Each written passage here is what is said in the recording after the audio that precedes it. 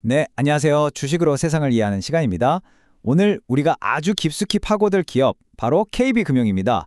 왕의 새로운 왕관. 야, 제목이 거창하죠? 과연 KB금융이 2026년 금융시장의 왕자를 차지하고 새로운 왕관을 쓸 수 있을지 그 투자 설명서를 지금부터 탈탈 털어보겠습니다. 여러분, 보통 은행주 하면 어떤 이미지가 떠오르세요? 뭐랄까, 안정적이긴 한데 좀처럼 속도는 안 나는 그런 듬직한 아빠차, 스테이션 외관 같잖아요.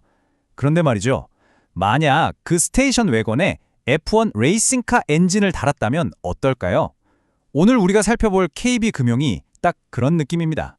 과연 2020년 시장의 판도를 뒤집을 최고의 핫 아이템이 될 수 있을지 그 가능성을 지금부터 샅샅이 파헤쳐 보겠습니다. 자, 본격적인 분석에 앞서서요. 항상 드리는 말씀이지만 본 내용은 정보 제공과 투자 아이디어를 공유하기 위함이지 특정 종목을 사라, 팔아라 추천하는 게 절대 아닙니다. 모든 투자의 최종 판단과 책임은 투자자 여러분 본인에게 있다는 점 꼭 기억해 주시기 바랍니다. 다시 한번 환영합니다. 늘 날카로운 피드백 남겨주시는 우리 구독자님들 덕분에 저희 분석이 더 깊어지는 것 같아요. 정말 감사드립니다. 오늘 KB금융 보시면서 드는 생각들 가감없이 댓글로 공유해 주세요. 요즘 주식시장이 참 예측 불가의 매력을 뽐내고 있죠? 마치 블라인드 데이트 나간 것처럼요. 자, 그럼 이 시장 폭풍 속에서 숨은 보석 KB금융을 한번 찾아보겠습니다. 자, 오늘 우리가 갈 길입니다. 첫째, 실적이 얼마나 압도적인지 숫자로 확인하고요. 둘째, 그 성장의 비밀이 뭔지 두 개의 엔진을 열어보겠습니다. 셋째, 우리 투자자들에게 가장 중요한 거죠. 주주환원의 새로운 역사. 그리고 넷째, AI와 플랫폼으로 그려가는 미래. 마지막으로 리스크를 포함한 최종 투자 전략까지. 아주 꽉 채웠으니까 끝까지 함께해 주세요. 바로 시작합니다. 네, 첫 번째 챕터입니다. 압도적 1위. 더 무슨 말이 필요하겠습니까? 2025년 실적. 이 숫자들이 KB금융이 어떻게 시장을 지배했는지 그 강력한 스토리를 직접 들려줄 겁니다. 한번 들어보시죠. 와, 이 숫자 좀 보세요. 5조 8,430억 원. 이게 2025년 한 해 동안 KB금융이 벌어들인 순이익입니다. 정말 입이 떡 벌어지는 숫자죠.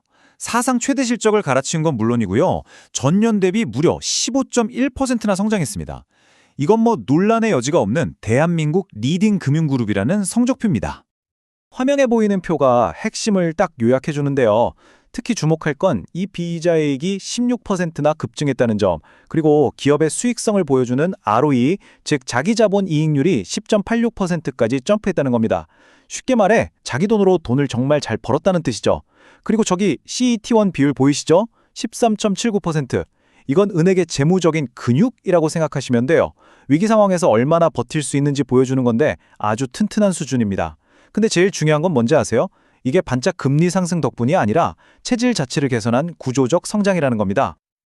그리고 이 그래프를 보시면 격차가 한눈에 들어옵니다. 화면의 차트처럼 KB금융은 그냥 이긴 게 아니에요.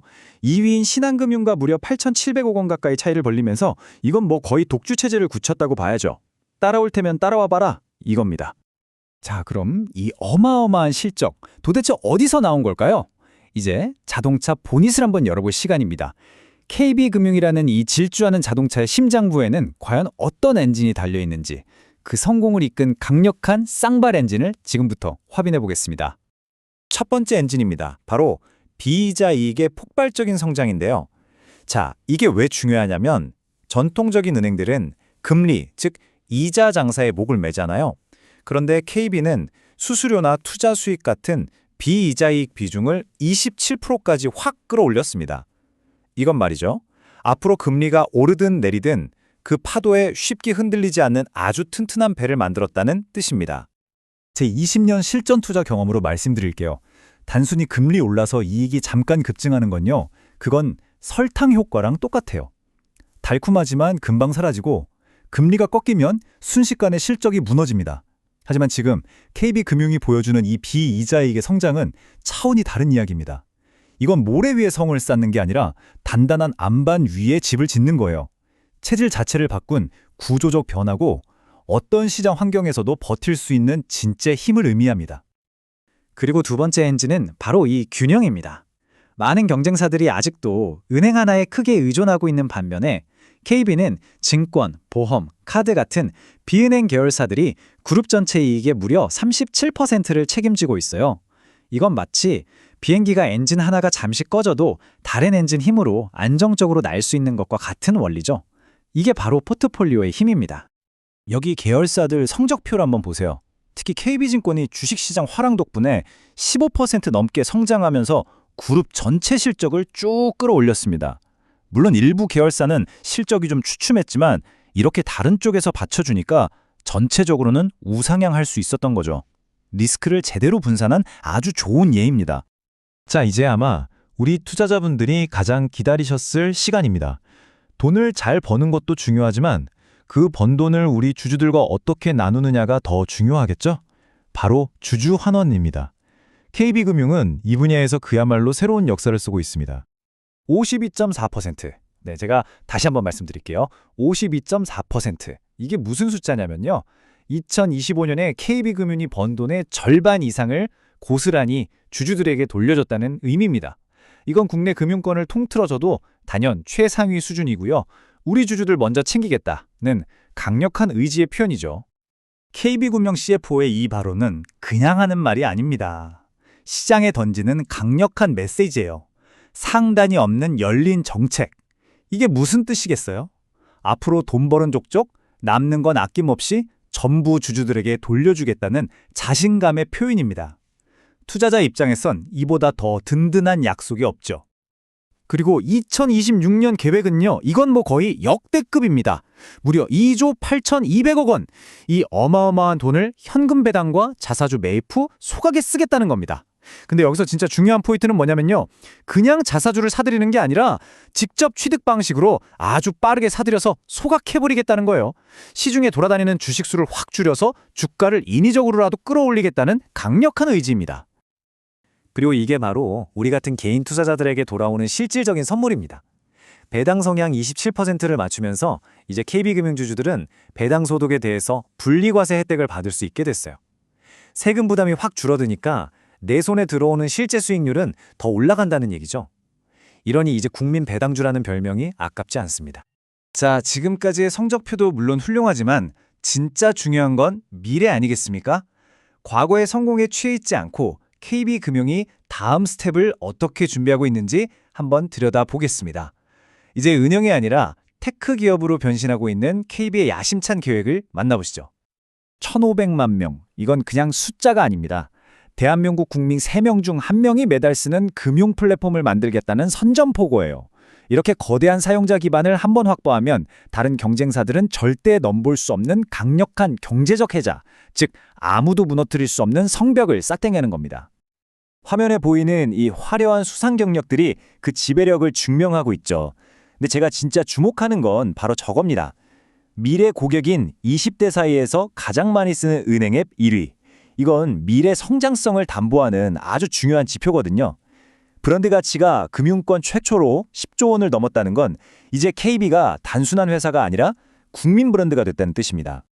그리고 다음 전쟁터는 바로 AX, 인공지능 대전환입니다. 양종희 회장이 그랬죠.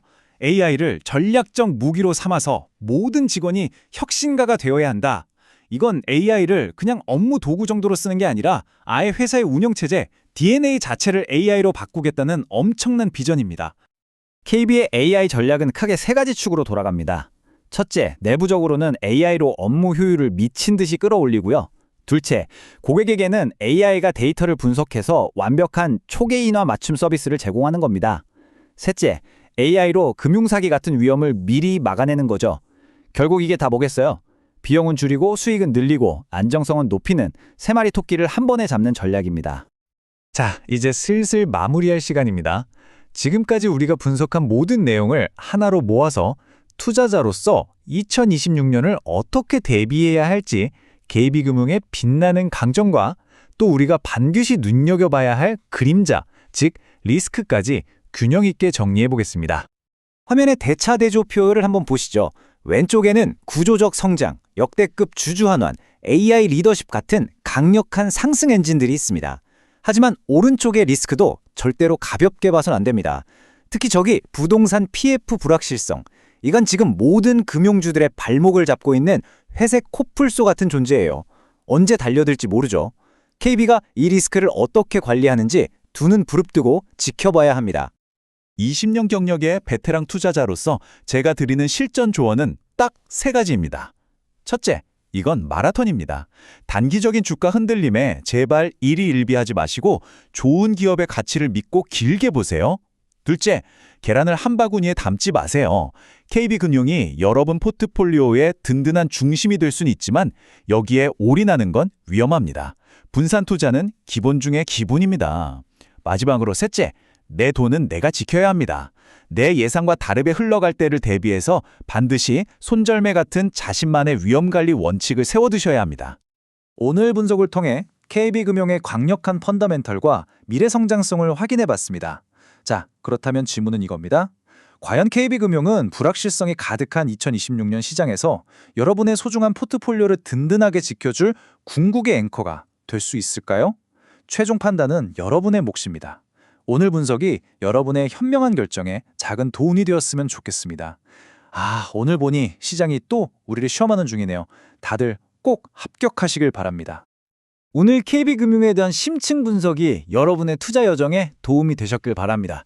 더 빠르고 깊이 있는 분석을 원하신다면 구독과 좋아요, 알림 설정 잊지 마시고요. 시장을 앞서가는 가장 확실한 방법입니다. 이상 주식으로 세상 이야기였습니다.